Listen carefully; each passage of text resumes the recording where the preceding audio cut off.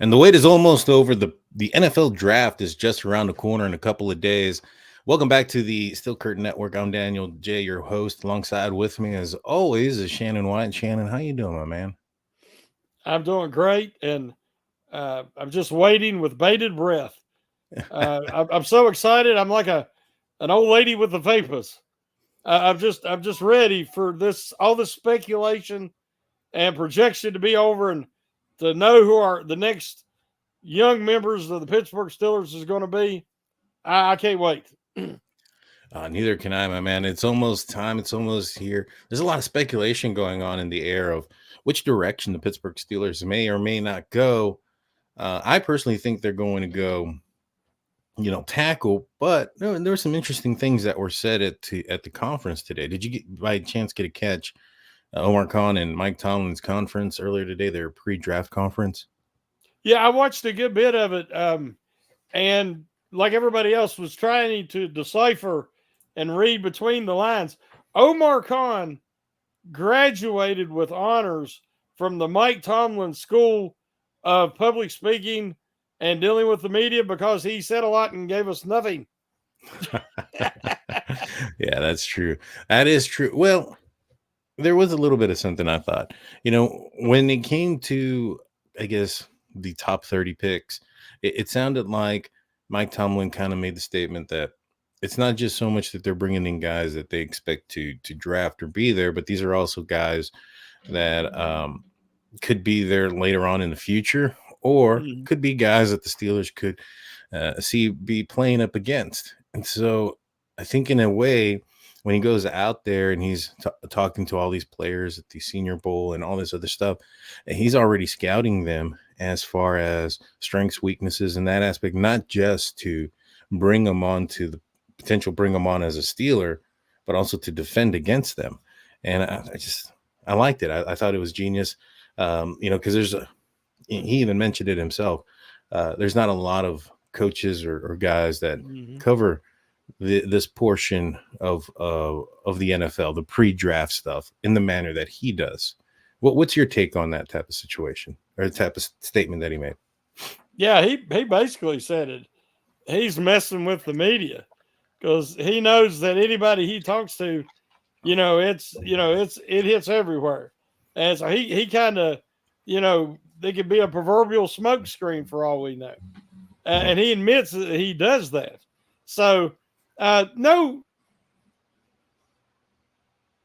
other head coach that I'm familiar with has been as intimate and as involved in the pre-draft process. If you didn't know about it, you think that Mike Tomlin was a scout Yeah. because that's the way he does things. He's like, having him there is just like having a positional coach, because he's that knowledgeable, and he has a even at the press conference he was cracking jokes and laughing. You see how relaxed he is. He's already put in all the hard work. You see a lot of these guys from these other franchises are very stressed right now. They're feeling immense pressure. You watch Tomlin and he's just happy. He's like, we put in the work, now we're going to reap the benefits. And I believe that's from the front office to the coaching to the scouting department. They're all ready. Now it's what offers are they going to be able to make? What offers are going to be made to them? Um, they're in a optimal position because I think this group of decision makers for the Steelers is more prepared and more flexible than anything that we've seen for the past 2 decades. They proved it last year, and I expect more of the same this year. Good deal. I expect a lot of the same as well. You know, the other thing that I thought of when I was listening to this press conference came to when it talked about like positions that they're scouting for, players that they're scouting for, that they may be flexible or perhaps maybe playing a position that they're not going to be expected to play with the Steelers in college. And like I think he said mentioned something about like, it might be a position they play during practice. You think of Broderick Jones with Georgia, where he would play during practice 50% of the time on the right side, even though he was primarily a left tackle throughout the game. And and he brought up Mike Tomlin. That is another point about maybe perhaps playing the position um, earlier in their career. And the person that I thought of immediately was Graham Barton, who is the tackle that I think a lot of people were thinking that could move over to the center position. That was a position I think he played early on in his collegiate career. Hasn't played it since, but because of those connections I'm seeing, I think that might be somebody that they're looking at. Do you think that would be a reach for Graham there if at 20? Well, we've been discussing this uh, for the last. Washington is another guy with position versatility, excellent athleticism, and technique that people are projecting center. And he shows everything that you would need to be able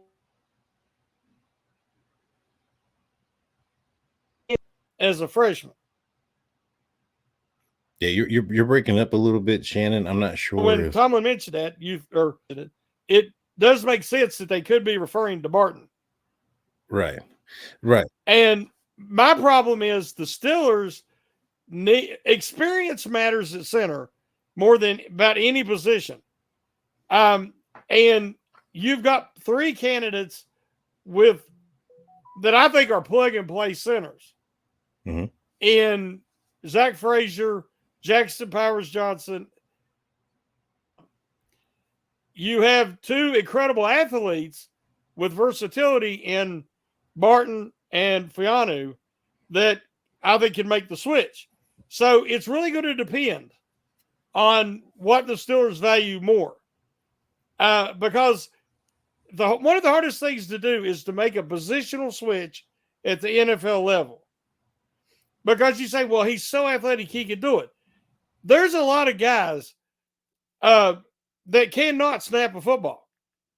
To be just honest, they cannot snap a football. Just like you have two inside linebackers.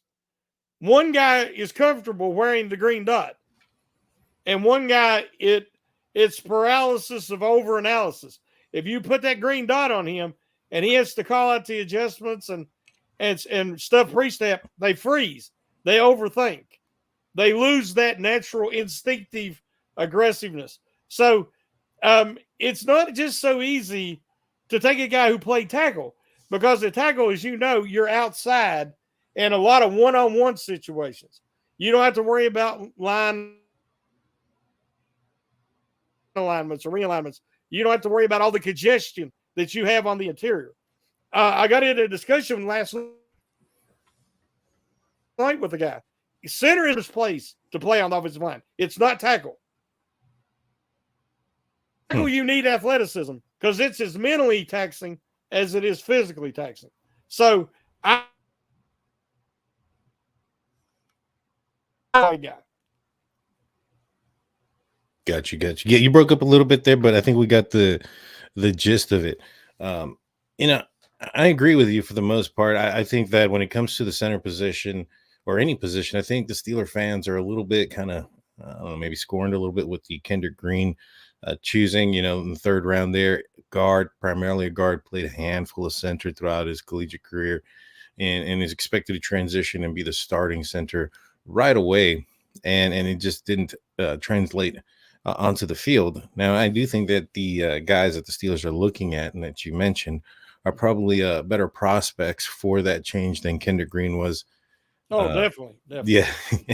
And so I think there is a possibility that that does occur. But if you end up getting somebody that is switching in from another position, would you think that person is going to be a day one starter? I would hope they, played well enough to be so, but I would hope that it's not something that is out of necessity either. How big do you think, or how much do you think the Steelers are going to weigh in on whoever they draft in the center position at whichever round is going to be the starter this upcoming year come day one? I think that's the plan, that whoever they pick is going to be the starter. If they have a little bit of trouble adjusting, let's say there is a position switch, I think that they may have to use a Nate Herbig or, um, I've seen mentioned here on the comments about moving Daniels because of his experience at Iowa. But you don't want to take your best offensive lineman who has played excellent at guard and have to move him.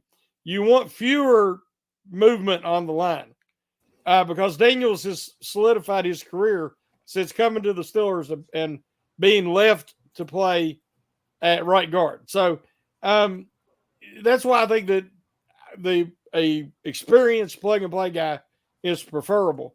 But if they do take a guy like a Barton or a Fiantu, they could double dip. And there's a guy in the middle round, say a Mason McCormick out of South Dakota State, who has also got interior versatility. And the Steelers do have Spencer Anderson, a guy with 5 position versatility already on the roster. So that would be insurance. Yeah. And that way you wouldn't have to move a guy who's already established starter. Makes sense. Bernie's asking you, he wants to know, what do you prefer? Who would you prefer, Barton or Frasier? I think I know your answer, but I'd like everybody. I am like everybody else. I'm intrigued by Barton's athleticism because in this offense, Arthur Smith's offense, if you could pull and you could reach that second level, that mobility and that athleticism would be coveted. I just wish he'd have played center more to where the transition, a shotgun snap. Therefore, I prefer Frasier's experience, but it's going to be hard for them to bypass Barton's.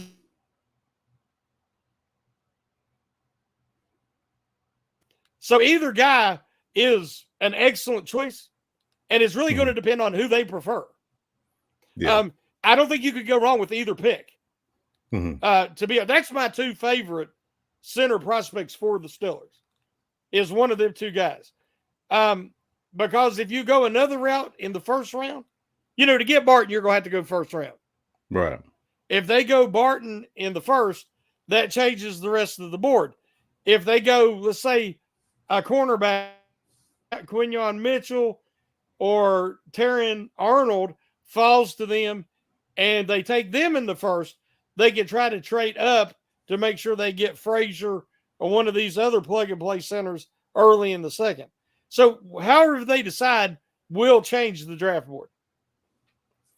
Yeah, no, I agree with you there. I do also think that Barton is probably a guy that's going to have to be drafted in the first round if the Steelers are going to want to acquire him. I think Frasier, like you mentioned, would be a guy that is available in the second. I'm not sure if he's going to be available at 51.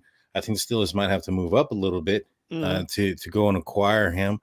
But I'd be great with any of those guys. I mean, I think you're right. There's about 3 guys at the top of the list there when it comes to the center position that can go in there and immediately make an impact. You also have whoever it is going to have James Daniels to his right and Isaac Seumalo to his left. 2 leaders, 2 guys that can really mold whoever this is going to be into the player that the Steelers need him to be. And so I think leave those 2 guards where they're at, because that center is going to need that. You want that stability at guard for a young center. Yeah, exactly. And I think that's going to really help out this offensive line. I think it's going to help out whoever is going to be there. I mean, you may even start to, I think I was going to say you may even start to consider more of the athletic type of player, somebody who has the attributes, so to speak, but you just got to coach him up because you're going to have such great players around him. However, that center position, as Tomlin had stated, there's the communication aspect of that position is huge. Knowledge and confidence in what you're seeing and pointing out is huge. And so, for a rookie to do that, that's going to be chemistry between the quarterback and center is key. It's not just the communication and stability up the middle. something the Steelers have lacked since Pouncey retired. So all these things, it makes a center in the first round, a legitimate target because of how important it is. I think the Steelers like Dan Moore Jr. They think a lot more of him than I do. So I think they would be willing to roll back, try to pick up a project guy. It's funny, the top 5 or 6 tackles are the guys that have first round grades in my book are pretty much guys that can play quick. From second and third round guys are guys that have a lot of potential, but they got weaknesses that's going to have to be developed and coached up. So if the Steelers go that route, I can see Dan Moore starting again, even though I'd rather that didn't happen.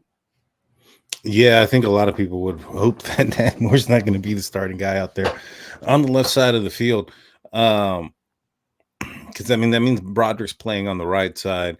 And I think if you end up going in 2 years in the right, are you going to want to transition him to the left side year 3? Or are you going to want to keep him where he's played for 2 years, is adapted, and has practiced, so that becomes a question. So I think that also limits who you're going to be able to pick, because if you're going to try to get a left tackle in the draft, that's got to be pretty early. I mean, that's why you got Broderick Jones at 14 and you had to jump up to do so.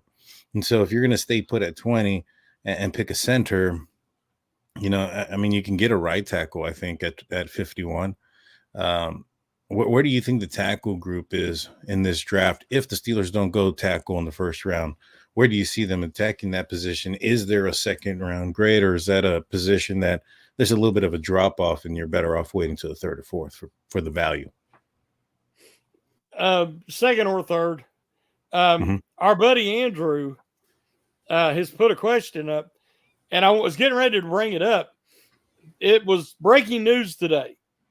Fianu had his knee, I don't know if it was both knees or one knee, red flagged during physicals. Last year, that happened to Darnell Washington. Nobody knew what was going on, and Washington kept falling in the draft. And the reason being is he has arthritic knees. Now, that can shorten his NFL career. At least one of Fianu's knees got red flagged, and we don't know why. But usually, if that's the case, it's maybe some arthritis. And you don't know how long, he might have a full 10-year career, but it could shorten it. So there's always that risk. So that could push him down the line a little bit and make him fall some in the draft. I'm not overly concerned about it if the Steelers doctors sign off on him. The Steelers drafted Darnell Washington, and they took a chance on him. And I feel like if the Steelers doctors are comfortable with Fianu, then I think that they would go ahead and select him. But that also adds an element of concern when he's also having to make a positional switch as well. And being an interior lineman is more difficult on the knees because of all that congestion inside. If I was drafting Fianu, I'd want him on the outside more. Got you. So you wouldn't want him in the center? I would be concerned, especially if he's having, the early stages of a chronic injury or a chronic problem. I just see too many guys in the interior get wiped out. I mean, we remember Pouncey, David DeCastro as a rookie, wiped him out for the year with friendly fire when he took his knee out by accident. Yeah. I don't want a guy with a knee injury already as a first-round pick playing on the interior. Yeah. Yeah, you're absolutely right. And like you mentioned last year, Washington ended up dropping. Do you think – well, I think that Fondue is going to end up dropping as well. Those are some serious questions, those knees, and especially if it's a arthritic or a chronic injury that's not going to go away and could shorten the length of his career.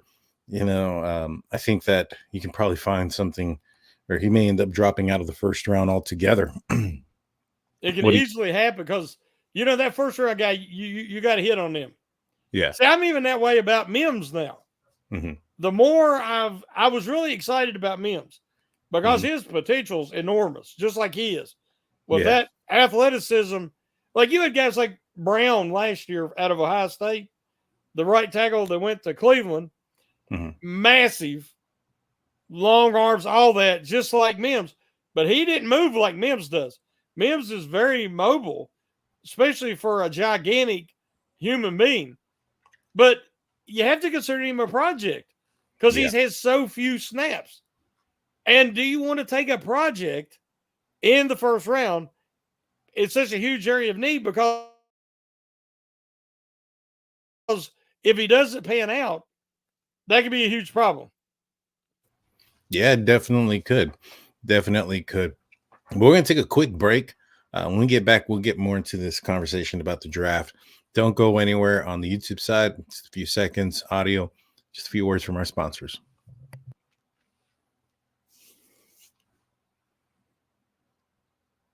And we're back. Welcome back to the Hangover. I'm Daniel. Alongside with me is Shannon. This is the last hangover before the draft, before we get some new players for the Pittsburgh Steelers, and we'll have a lot more to talk about in the next coming weeks. Shannon, before we get back into the topic, you were talking about a couple of articles and an article that is hoping to drop out pretty soon. You want to tell us a little bit about that article? Yeah, I just finished it today because last night I guest hosted on Jeremy Bett's Steelers Q&A. And we had some great questions. One question was about what position are the Steelers likely to double dip at? And I thought that was a great question. And this is the season to do it because you have multiple positions that there's really excellent depth at. And the Steelers have multiple needs. So I wrote an article pointing out that offensive line, as we talked about, could easily happen because they need a center and a tackle and even a later round guard because, you know, they may have some decisions to make on James Daniels' contract next year. Wide receiver, they could easily double dip because they need a quality, capable wide receiver too, but they also could use a young slot guy. Because right now they're going to go with Van Jefferson and Calvin Austin III, and they got a couple other guys they brought in, but they need more proven production there, or at least potential. And this is such a deep class of wide receivers. You could get a guy like maybe Luke McCaffrey, which is Christian McCaffrey's younger brother. I mean, he's got them great genetics, and he played at Rice, and I mean, this kid could really answer some needs for the Steelers in the middle round. And then you have cornerback because the Steelers need a cornerback too. And there's a lot of mid-round to late round slot guys that are going to fall to a middle round because they lack length. But they still have excellent capabilities, and the Steelers slot guy. So check out the article out. Hopefully it'll post tomorrow. I think, you know, there's a lot more information in the article, and I'll save it for that. Awesome. Make sure you go check that out at SteelCurtainNetwork.com, your one-stop shop for Pittsburgh Steelers news and coverage. For those that are checking this out on the YouTube side and not aware of all the audio podcasts that go on, while you're at SteelCurtainNetwork.com, you can check out all the other audio podcasts, including mine that was just aired out this past Friday called State of the Steelers. So, you know, there were some questions I was going to ask you. One of them was going to be, what position do you think that the Steelers are going to double dip in? But we've answered that. Excluding specialists, which position do you think the Steelers do not target at all in this draft? Well, I was thinking they might try to do, you know, just focus on, because they need defensive line help. Even if it's a one-dimensional run stuffer, they need to, you know, bring in some big bodies on the defensive line as well. Inside linebacker, you know, you get in that fourth round, you got, if a guy like Jermaine Trotter Jr.'s there, or you know, if Colson was for some reason to fall, Gray, there's different guys. I think you'd want to target that. And there's some value in a late round safety. So I would have said uh, earlier, I would say quarterback, because I think you've got 3 quarterbacks and you can add one as an undrafted free agent. Because, a guy like a Sam Hartman could fall out of the draft altogether. And I think he would be a really good fit for the Steelers. So, but today in the presser, Omar Khan said nothing's off the table.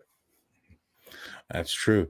That is true. I mean, even when you look at the quarterback position, I think that we all think it's solidified. It's there, but everybody I believe everybody's on a 1-year deal, right? Yeah. So there's nobody for the future there still. And I can see if somebody were to drop in the draft, a Penix due to his injury history, I can see him dropping out of the first or even second round. And maybe if the puzzle pieces fall where they may, and they've acquired a receiver via trade with the 49ers, or pick up a couple of these other linemen that they're hoping to, and then maybe you never know, they can go out there and pick up that guy. Did you hear the latest rumor this morning? What's that? Was that Penix is being considered in the first round by a couple of teams. Now, I don't necessarily see it, but they're saying there's multiple teams considering him. In the first round? In the first round, yes. Wow. I mean, now rumors this time of year is exactly that. Yeah. But when they're reporting it on national sports media, then I'll pay attention a little bit, because sometimes they hear behind the scene rumors that we're not privy to. I just follow the Steelers, but I don't think the Steelers are anywhere interested in an early quarterback. Yeah, no, I think that if he didn't have the injury history that he had, I think he would definitely be a first round consideration for a first. Yeah, his injury history is the big. Yeah, that's the drawback. Yeah, that's the only red flag I see. I think some people kind of look down upon the left-handed aspect of his game. There's not been very many left-handed quarterbacks that have succeeded in the NFL. The only one I can think off the top of my head is Steve Young. That might be it, but I don't know if there's any others. Michael Vick, yes, he was a left-handed quarterback. There you go. And so you got 2 there, and I'm assuming that just because there hasn't been a lot of them, that there might be a little bit of pushback on that. But yeah, no, I mean, as far as the tape goes, and it's the way that guy can throw a ball, geez, I mean, he can really spin it. Well, he's got a great arm, yeah. Yeah, 100%. Do you think that the Steelers in this draft are going to draft more offensive players, or do you think they end up with more defensive players when it's all said and done? I think the needs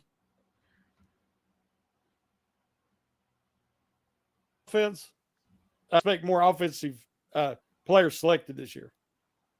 More offensive players selected, yeah. I can see that. I mean, when you look at the offensive side, you're looking at a center, you're looking at a tackle, you're looking at wide receiver. Defensively, I would think maybe perhaps inside linebacker, depending on how Cole Holcomb is coming along. I think that might be a position that you target. Interior defensive line is another position you might want to target, given the age of Cam Hayward and the longevity and the health issues when it comes to Larry Ogunjobi. Cornerback is definitely a position I think that you would want to target. I think the safety and strong safety and free safety have been secured up. So it is kind of even there. You have defensive line, middle linebacker, cornerback on one side, receiver, and 2 offensive linemen on the offensive side. When it's all said and done, who do you think is going to be which position or which side do you think is going to be filled more, have those positions filled more?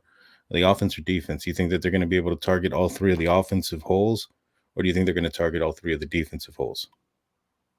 I would assume both. I mean, part of being a rebuilding team is they have multiple needs on both sides. So they have, by releasing some guys ahead of time, which it was confusing for a lot of people, I think they just put their cards out on the table and they said, this is areas we're going to focus on. And so they're not trying to hide anything. Yeah.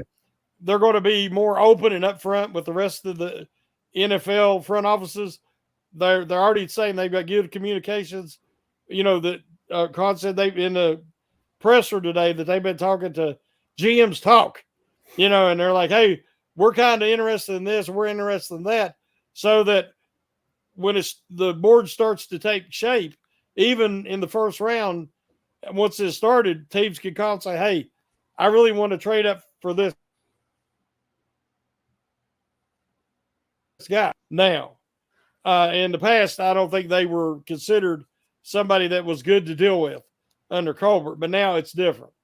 So it would be great if they could address all these positions, but I have a feeling there'll be one or two that they won't feel they was able to address adequately. Mm-hmm. So there'll probably be a couple more low-profile free agent signings post-draft. Yeah, I agree with you there. I think that when it comes down to it, I think the middle linebacker is probably going to be the position, maybe not necessarily left out of the draft, but left out when it comes to quality of the draft player that they're acquiring. Yeah. I don't think that position, they're going to grab somebody who's going to end up being a starter anytime soon, more of a project player. Now, you mentioned trading. The Steelers typically trade in every draft. It's not always in the first round. Typically, it's not. What round do you see the Pittsburgh Steelers trading, and what do you see? How do you see that trade, coming about? I hate to give up any draft capital, but it's more important that the Steelers get their top 3 targets. If they can get the top 3 guys that they want, I think that they will have accelerated their rebuild substantially. So I can see them taking one of their third-round picks to swap and move up in the second round to make sure they get,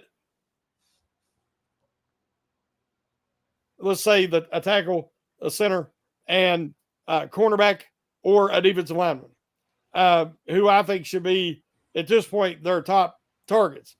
If they come out of the draft with those guys, but one thing I've said before, as an option, I'd like to see them utilize some of next year's draft capital to move up, to get the guys they want, because I like the talent in this draft class. And hopefully next year they will have showed improvement and we'll be picking later next year. Maybe 24, maybe, 32 would be great. But all I'm saying is, really focus on this year to accelerate this rebuild. Yeah, I agree with you. The Steelers right now, they have 7 picks, dropping down to 6 to move up for, a second rounder and losing one of those third rounds probably, and hopefully that compensatory later third round pick is what they're giving up to move up. But I do think I think that might be what the plan is. I think that's the most likely thing that's going to occur. I think that's what everybody's, thinking that's going to happen, is that the Steelers are going to target either wide receiver or tackle in the first round and move up in the second for a center. Now, wide receiver is a huge position of need. Who's your favorite so far out of the draft that you can see that fit for the Pittsburgh Steelers that, probably looking at a second or a third rounder? I don't think the Steelers will target receiver in the first round, but they may. Where do you think the receiver is targeted, and what kind of receiver do you think they're looking at? Well, there's 2 things to consider. Arthur Smith's offense for the last 5 years, the number 2 receiver averages like 40-some catches, 500-some yards, and 2 touchdowns. The number 1 receiver gets a lot of targets. We know that was A.J. Brown, and that was, I can't think of the London in Atlanta. These are by far was the established wide receiver ones for the Falcons. But Arthur Smith likes to use tight ends a lot, and he uses running backs. So the number 2 wide receiver doesn't get a lot of targets. So I want the Steelers. At one time I thought A.D. Mitchell from Texas was a great target in the first round even. But now there's reports coming out that he has an attitude problem and he's hard to coach. and he's very immature. I would avoid that. We've had enough of that in Pittsburgh. Yeah. So second or third round guys, tons of them. You got Keon Coleman, Ricky Pearsall, Xavier Leggetti. You got Landon McConkley, Malachi Corley. There is so many. Roman Wilson from Michigan. You got so many guys there that would be a great fit in the Steelers offense that you could get in that second or third round. It doesn't make sense to, I even question if it makes sense to trade away draft capital and pay somebody $25 million a year to get an established guy. Because let's say you bring in a Brandon Ayuk to be, he's going to be your number one because he's more established than George Pickens right now. Well, how happy is George Pickens next year if he's getting 40 catches, 500 yards, and 2 touchdowns? You're to set yourself up for problems. And to me, that says I don't have faith in George Pickens. So I would stick with a draft pick to play at wide receiver 2. It's good analysis. I think you're absolutely right with it. But that receiver that you mentioned that they're going to pick up, this, you have full confidence in George Pickens as being at wide receiver 1, grasping all those targets, being the guy that's the first guy? Or do you think that, because I thought that the guy that the Steelers were going to end up drafting was going to be the primary targeted receiver, the guy that's going to fill in the Deontay Johnson shoes.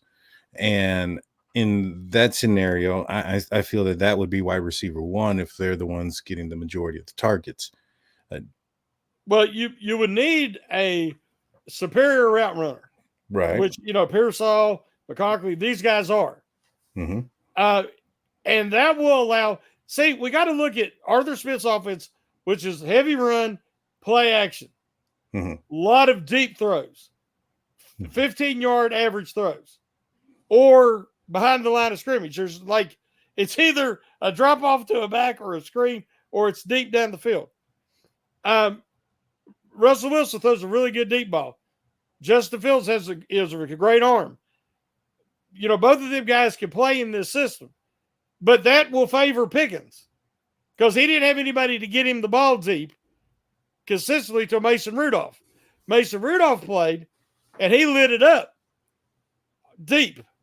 So I think Wilson and Fields can get the ball to George Pickens deep, which he might not get the total targets that Deontay Johnson got, but I expect him to run a full route tree, slants, and not everything come back or deep. And so Pickens, I think he could be even more efficient and effective with these quarterbacks in Arthur Smith's offense. So, and as I said, that number 2 wide receiver is not going to get a lot of targets. So a rookie will have to ease into everything. It won't be a big issue if they only have 40 catches, 500 yards. It would be a huge issue if that guy is George Pickens because he will not be happy. No, he won't. That we've seen his frustrations already. We got a couple of things in the comment section I wanted to bring up. First one says if you the only one says if you had to bring back one player who used to play for the Steelers, who would that be? It has to be an active player or an inactive players who may stay I'm assuming still capable. I'm guessing somebody who's capable today, not somebody from the too distant past. Yeah. Oh boy. Yeah. I think that there's multiple guys. You could talk about a Kevin Dotson that they never used correctly, who now is either the highest paid guard or the second highest paid guard in the NFL because he cashed in after a great season with the Rams. The Steelers refused to move him to the right side. It was pure stubborn. He was not happy on the left side, and they're like, you're not going to force our hand. We're going to play you where we want to play you. They're notoriously bad for that. I've already heard that Chuk Okorafor is going to be playing left tackle with the Patriots. Even though everybody swore up and down he can't play left tackle. Yeah. Everybody swears up and down Dan Moore Jr. can't play right tackle. Well, guess what? He can't play left tackle either. There is something going on in the water in Pittsburgh that the coaches refuse to play guys where they want to play and they're more effective. Yeah. And so there's multiple guys out there that I'd like to see back. I'd like to see Terrell Edmonds back because he was a great fit for Minka Fitzpatrick. If we, I mean, look at the Gravedigger. Yeah, that's what I was gonna say. Yeah, I mean, the dude's a beast. Mm-hmm. He wasn't used correctly in Pittsburgh. He didn't fit the system. They never would commit to Mike Hilton, just like Terrell Edmonds. Mike Hilton wanted not 1 year contracts. He wanted a 3-year contract. And the Steelers wouldn't offer it to him. They treated him like an undrafted free agent, but he become much more than that. So there's multiple guys that I would like to see back be an asset for the Steelers. Yeah, I was going to say Hardgrave as well. I think the one player that's probably not on anybody's list is Chase Claypool. I don't think he's even in the NFL anymore. I heard he was trying out for Canada. Yeah, that's what I heard too. That's what I heard too.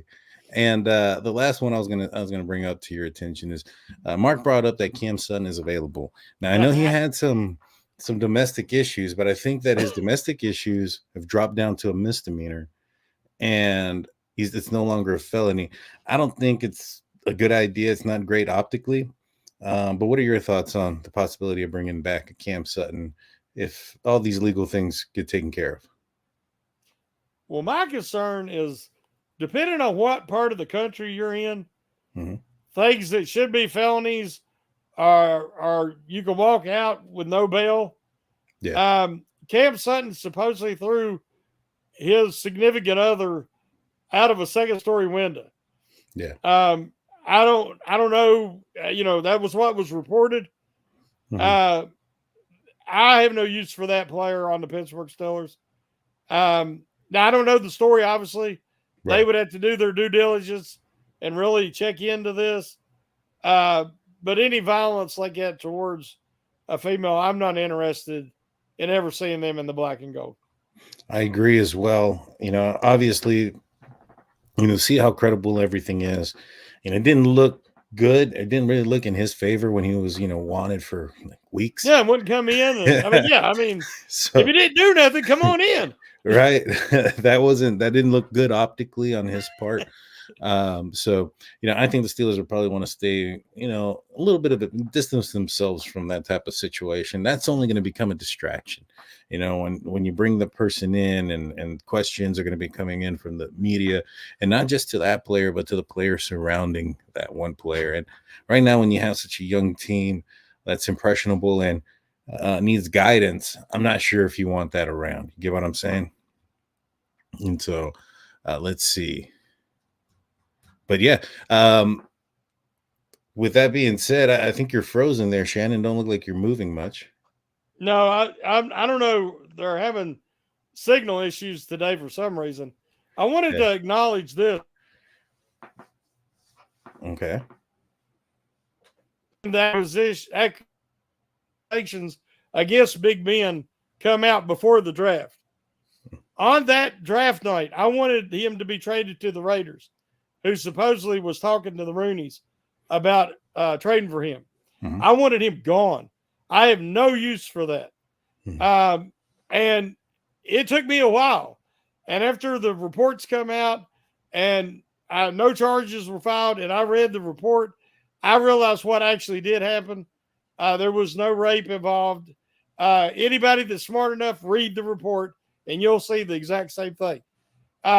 Since that time, I've seen the man that he become, from being an arrogant jerk when he was drafted during his first couple of seasons to the man he did eventually become. But, we live in a small-minded world where people ain't smart enough to see when people have changed. They still say that Ray Lewis got away with murder too.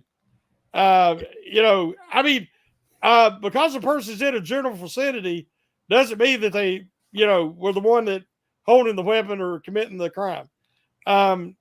People make bad decisions and hang around with the wrong crowd, and then they get smart and they learn from it. Yeah. But again, you have people, fans of other teams that love to throw that in my face all the time. But I know from people I know personally met him and know him, he is a totally, no doubt that did not happen. Right. Let's put it that way. Yeah. I looked into it as well, and it definitely didn't seem. Past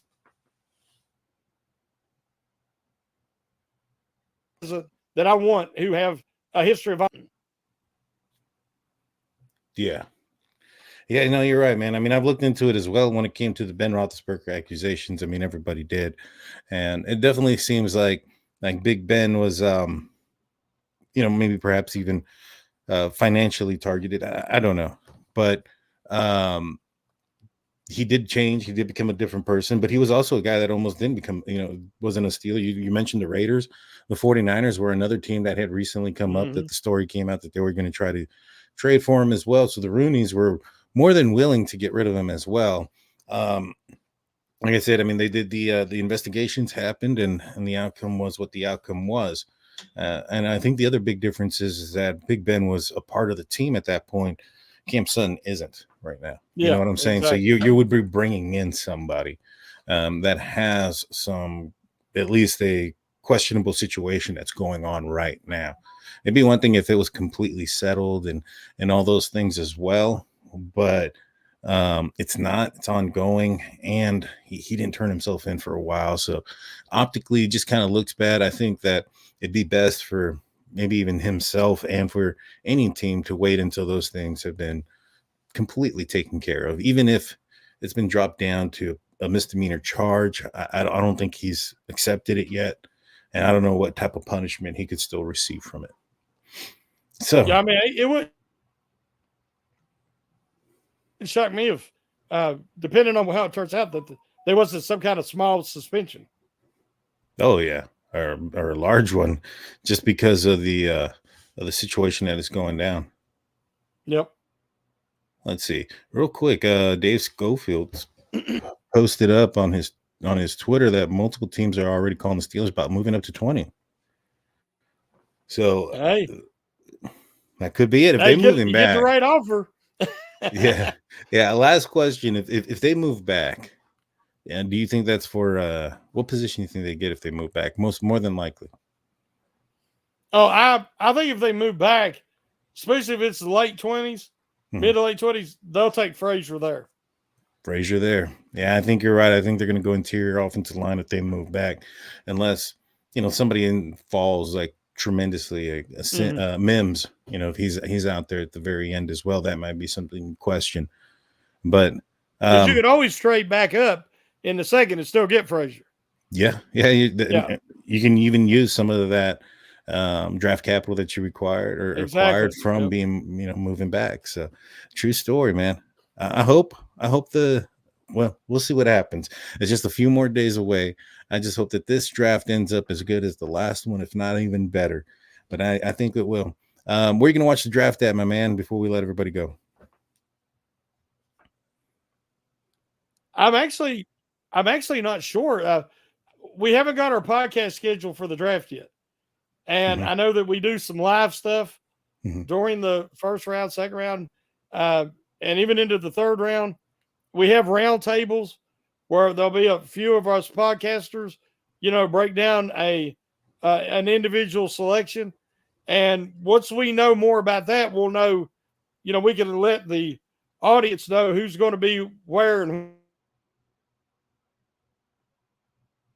when.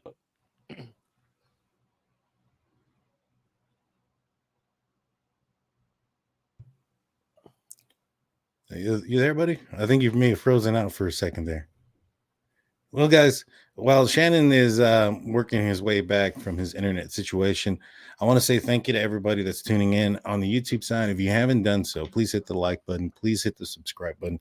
We've been climbing up steadily, and we're trying to get there even more. I see that you're back, Shannon, just in time to let everybody go. So that being said, take us out, my man. And I think he's frozen again. We'll see you guys later. Peace.